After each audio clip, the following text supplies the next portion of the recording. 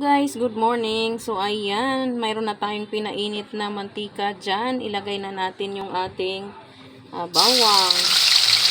Ayan.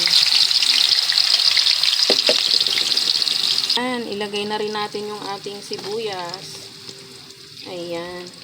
So ayan mga guys, meron po tayong kanya-kanyang paraan sa pagluluto ng ampalaya para hindi pumait. So, ang aking version ay pinigaan ko siya sa asin. Pwede rin naman siyang i-blanch bago pigaan.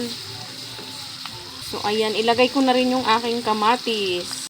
Ayan, lagyan natin ng asin para maging madurog yung ating kamatis.